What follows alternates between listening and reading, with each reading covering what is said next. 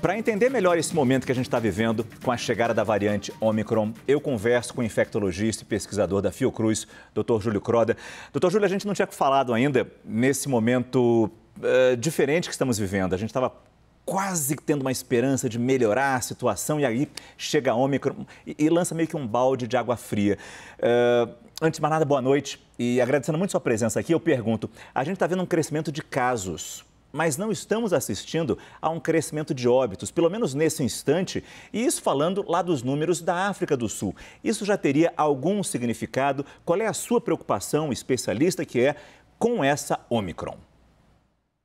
A preocupação, Márcio, é em relação ao escape de resposta imune, principalmente se as vacinas continuarão funcionando para essa nova variante. Então, essa é a principal preocupação do mundo, porque a gente vem com elevadas coberturas, com controle das demais variantes, e se tiver um escape de resposta imune muito importante, a gente vai ter que revacinar a grande parcela da população mundial. Então, essa é a grande preocupação. A gente ainda não tem dados em relação a isso, a gente tem observado um aumento importante de casos, um aumento importante de hospitalização, ainda não temos óbitos relacionados a essa nova variante, mas é muito pouco tempo para a gente fazer uma análise detalhada a respeito disso. Se ela causa sintomas mais leves, se quem tomou a vacina vai estar protegido, principalmente para hospitalização e óbito, que é o grande objetivo da vacina. E como é que o senhor analisa essas decisões de cancelamento das festas de fim de ano? Várias capitais,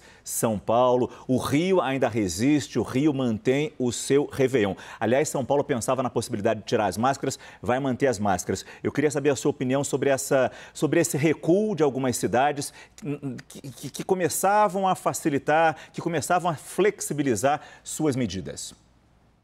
Eu acho correto, porque a gente sequencia muito pouco, a gente não sabe se a gente já não tem essa variante no Brasil, se já não tem transmissão comunitária, como tem na Europa. Então, toda prudência nesse momento de desconhecimento é importante, principalmente para evitar a transmissão. A gente sabe que o Brasil como um todo, a cobertura vacinal ainda não é ideal, ainda não chegamos a mais de 80% da população completamente vacinada. A gente tem uma cobertura que é mais baixa, principalmente no norte e no nordeste, Roraima com menos de 50%, Amapá com menos de 40% da sua população imunizada. Então não é o momento de aglomerar com uma nova variante e baixas coberturas em algumas cidades, estados e regiões do país.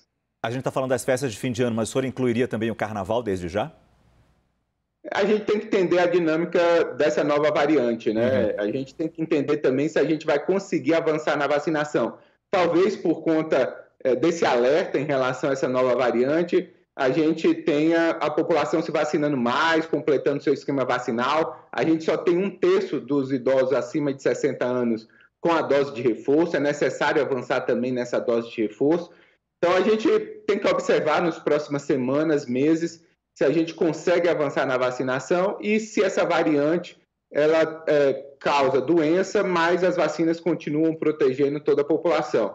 Nesse cenário de avanço da vacinação e a vacina continuando protegendo para hospitalização e óbito, eventualmente pode se discutir a realização de carnaval. Pois é, quem sabe até o carnaval a gente vai ter uma resposta do poder das vacinas ou não, de segurar a Omicron ou não. Falando em vacina, passaporte de vacina, professor, a Anvisa já recomendou, o Tribunal de Contas da União também, que o Brasil exija dos passageiros estrangeiros que cheguem aqui comprovação do ciclo vacinal completo. Nesse momento, o governo brasileiro está debatendo isso, só que desde terça-feira. Qual é o peso de uma decisão assim, professor?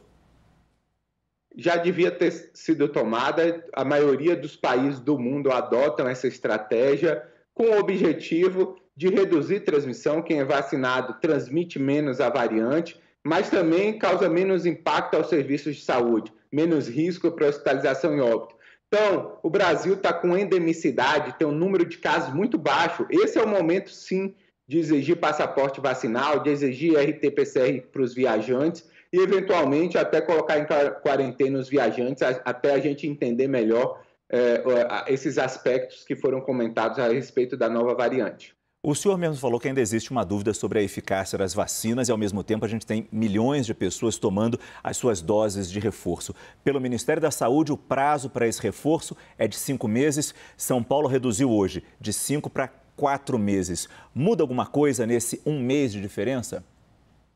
É mais oportunidade de gerar resposta imune, principalmente no contexto de uma nova variante, com esse potencial de escape de resposta imune. Quanto mais a população estiver vacinada, com dose de reforço também, você vai garantir essa proteção que a gente quer, que é de resposta celular, principalmente para hospitalização em óbito. Júlio Croda, da Fiocruz, muito obrigado mais uma vez pela sua presença aqui no nosso CNN Prime Time. Boa noite, professor. Boa noite, Márcio. Um prazer estar com vocês. Prazer foi nosso.